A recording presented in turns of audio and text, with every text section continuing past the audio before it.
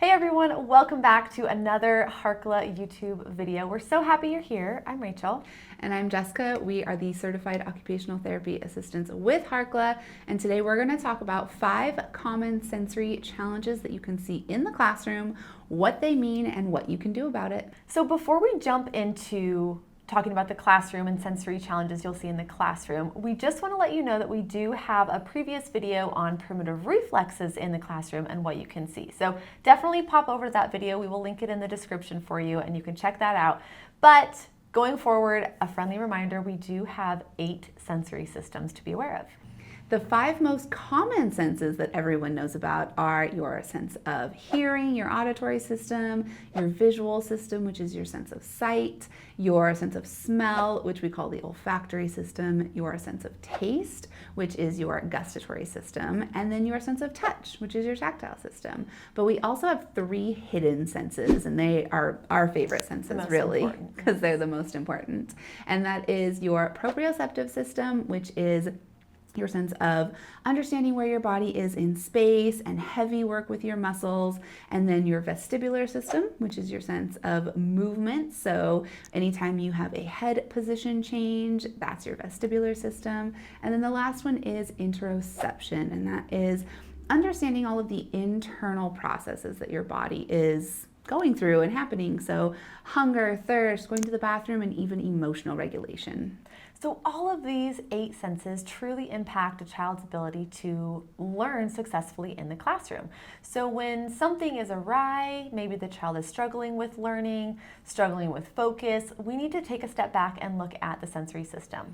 Yeah, like Rachel said, if any of those 8 sensory systems are not working correctly, or something is misfiring between the brain and the body, it's going to cause specific sensory challenges which will affect reading, writing, social interactions, child's ability to just sit still in class, or even transition between classes. One thing we're super passionate about is letting teachers know, letting parents know, therapists, educators, whoever you are watching this video, taking away recess, disciplining the child isn't necessarily going to be a big impact. It's not going to make a difference if it's a truly sensory challenge that the child is dealing with. If it is a behavioral challenge where the child is in control of their behavior in the sense of they're seeking out negative attention in some way, then taking away recess might be more beneficial. But like Rachel said, for our kiddos with true sensory processing challenges, they're not in control of their actions in the same way. So taking away recess is actually detrimental because they need to go outside. We're talking about elementary school, of course. They need to go outside and move and run and play in order to meet their sensory needs. So just throw that out there. If you want to dive deeper into this topic of sensory in the classroom, we do have a full-length course which we will link, and you can dive into that. It's great for teachers who want to have an inclusive classroom because truly sensory strategies should be made possible for every student, not just our sensory kiddos. And with that, let's dive into some common sensory challenges that we see in the classroom. We're going to talk about what they might mean and why those challenges are occurring, and then we'll dive into some strategies that you can use in the classroom.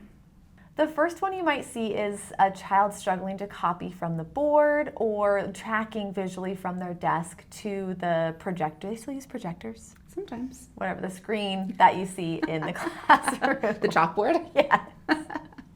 Yeah, so these visual tracking, these ocular motor skills that are required for good handwriting and copying skills can be related to specific visual perception or visual motor deficits, as well as oftentimes we look at primitive reflexes. And we do have a lot of resources on primitive reflexes that we will link so you can learn more if you're not familiar. But the specific primitive reflexes that can affect copying skills are the ATNR and the STNR. The next challenge we're going to look at is maybe a child is struggling to sit still in their desk. They're having a hard time focusing, sitting still, just sitting down and learning and paying attention. Yeah, it kind of seems like they have ants in their pants is the term that we like to use. And this specific challenge can be related to overall sensory processing challenges. The child may not be getting enough sensory input, which causes their body to seek out more when they're supposed to be sitting still. And then there is a primitive reflex that we like to look at for this specific challenge, and it is the spinal galant reflex. And this is the reflex that is stimulated by tactile input to the back. So if you think about a child sitting in their desk, sitting in a chair, they're getting that tactile input from the chair, from their clothes, and it's causing them to feel like they have ants in their pants because that reflex might be retained, meaning they are still holding on to it where it should be gone or transition into a more mature reflex at this age. One more thing that we often see associated with difficulty sitting still are visual challenges. So if the child is struggling with visual perception or visual motor, oftentimes they will struggle to sit still for a focused session in the classroom because their vision isn't able to process what they're seeing. Yep. The next challenge you might see in the classroom is trouble with fine motor skills or handwriting, where the child should be at a certain age level. This specific challenge can oftentimes be related, again, to visual motor and visual perceptual skills, as well as a couple of primitive reflexes. The ATNR and the palmar grasp reflex are often associated with fine motor and handwriting difficulties. And then low muscle tone is another one we want to look at. The next challenge you might see is behavioral challenges. I'm sure you've seen it. I'm sure every child has had behavioral challenges. It's human nature, right? But a few things we want to look at, again, those retained primitive reflexes. Those primitive reflexes to look at could be the Moro reflex, which is kind of like your fight or flight reflex, could be some anxiety provoking if that reflex is still retained, the spinal galant reflex, as well as some other primitive reflexes. So just something to keep in mind if we are seeing some maybe mental health challenges, some behavioral challenges in the classroom. You might also look at overall sensory processing challenges or sensory processing disorder because, again, as we mentioned with another one of these challenges, if the child's sensory needs are not being met, they're not getting enough sensory input, it can come out as negative attention seeking or behavioral difficulties. Another one is ocular motor skills. So the way that our eyes move, those muscles behind our eyes are working together. We actually heard a story about a kiddo who was really struggling with their schoolwork. This is an older kiddo in high school. He was struggling with turning his homework in, reading, writing, and it almost looked like he had ADHD, but when they took him to a vision therapist, they realized his eyes weren't working efficiently.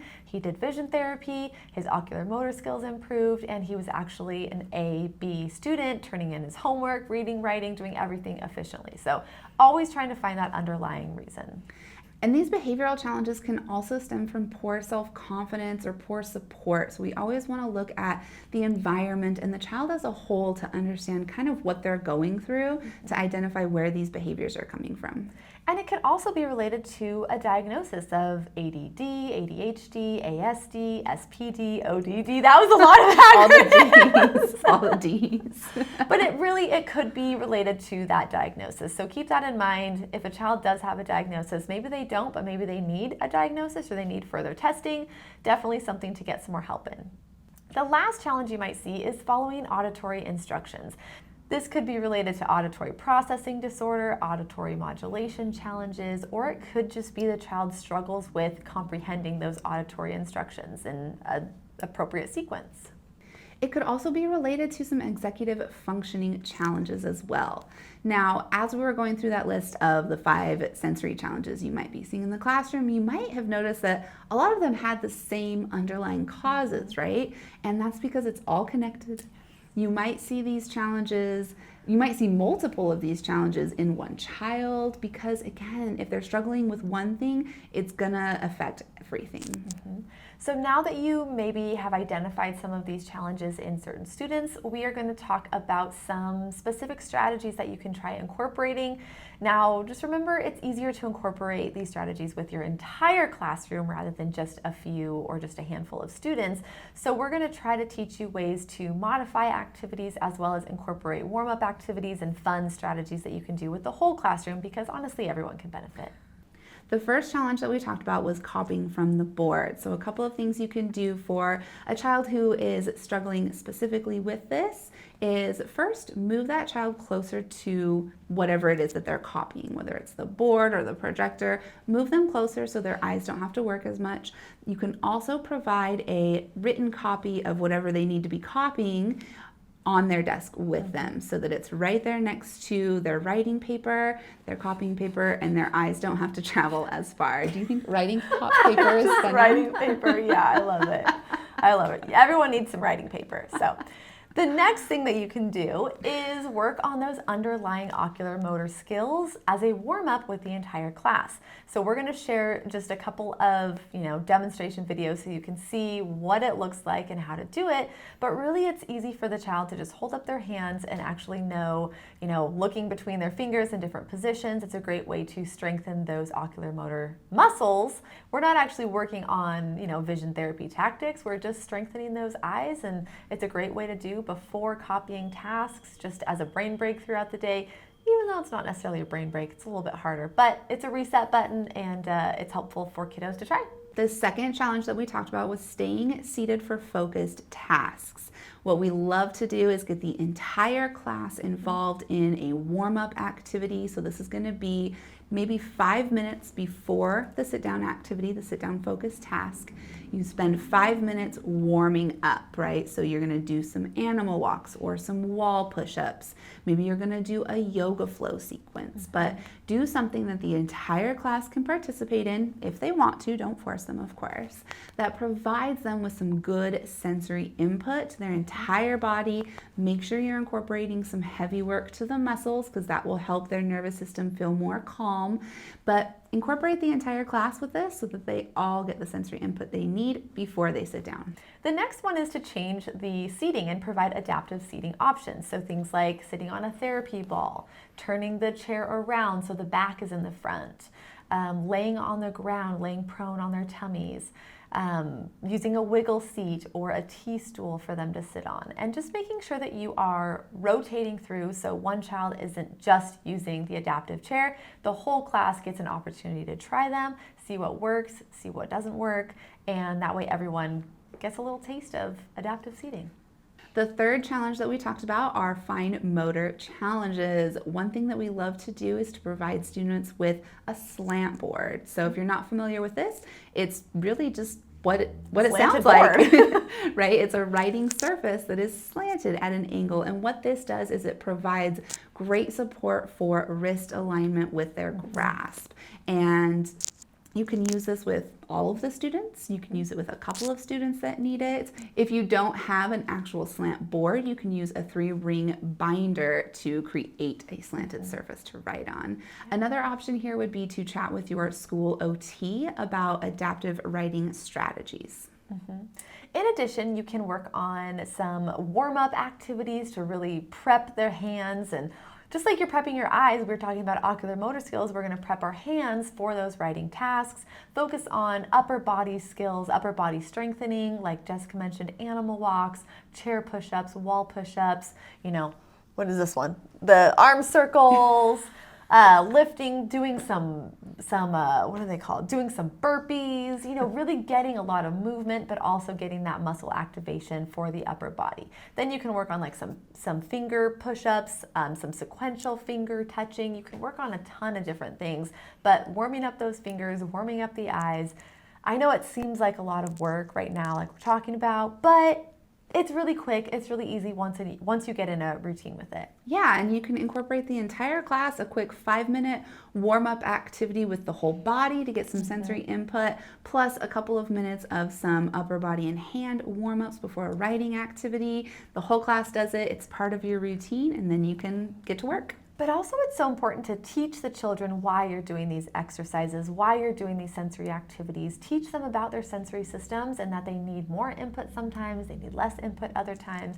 And that way they can learn to self-identify, hey, can I take a brain break? I need some more sensory input. They can start to advocate for their own sensory needs, which is the ultimate goal. The fourth challenge that we talked about was behavior. So maybe some negative attention-seeking behaviors in the classroom. So with these kiddos, we want to first provide them with a sensory input. So incorporate those sensory breaks and those sensory warm-ups to get some really good sensory input before and after activities and during transitions. And then we also want to incorporate some primitive reflex exercises, if possible, into these warm-ups. And we do give you specific ideas within our classroom course that we will link here so that you can check that out, but we give you some good ideas for that one. In addition, focusing on that positive reinforcement when the child is doing something great, call it out, let them know that you see them and you appreciate it, rather than constantly saying, Johnny, don't do this, Johnny, stop doing that.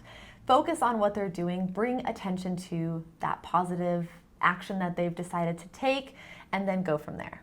Maybe incorporate some self-regulation tools into the classroom if possible. So maybe a beanbag, weighted lap pad, some noise-canceling headphones. Some of those types of strategies can be helpful for that regulation that these children need in those moments. Using a program like the zones of regulation to help them identify how they're feeling, what they need, what sensory strategy they need can be a really helpful tool. And those are just strategies that you can put on the wall, in your little cozy corner, your sensory corner in your classroom, because we know you have one, right? Yeah. And you can talk about that verbiage and you can get everyone on the same page and say, I'm in the yellow zone, I need a foot fidget. So just something to practice, something to incorporate in your very busy day, but you've got this.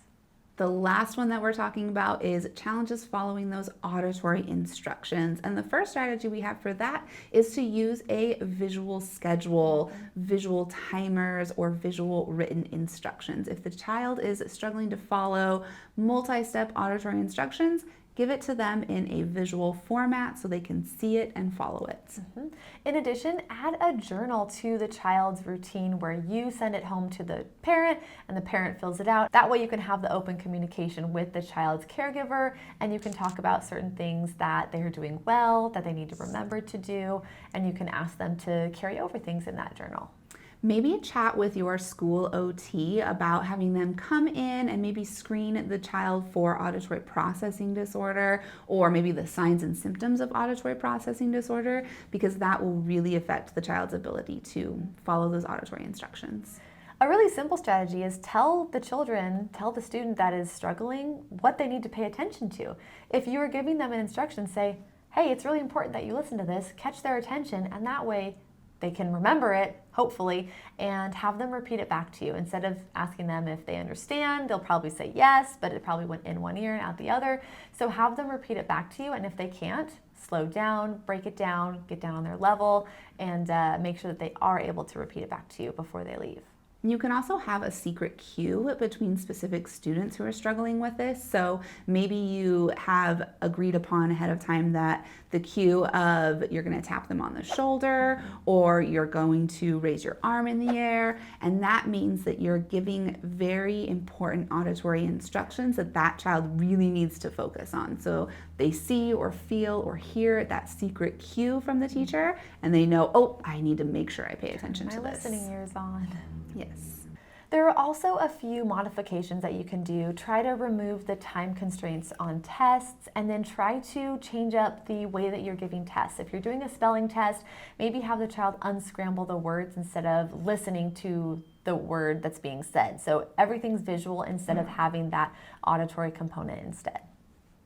All right, there's all of our strategies for those 5 challenges that you often see in the classroom that are more sensory related. Hopefully this was helpful. Hopefully you got some ideas that you can try. Maybe you pass this video along to another teacher or educator that you know could benefit from this. Yeah. Make sure you like this video, subscribe to our Harkla YouTube channel. We do release a new video every Tuesday related to all things sensory, special needs, sensory. Did I already say sensory? Yeah. We probably talk about sensory more than we should, but we love it, we're obsessed with it, and we love to just spread the word of all things sensory. There it is again.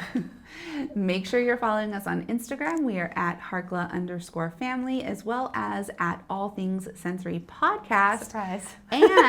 And make sure you're listening to the podcast, which is All Things Sensory Podcast. We're on all of the podcast apps. Thank you so much for being here. We appreciate you spending this time with us, and we will plan on seeing you next Tuesday.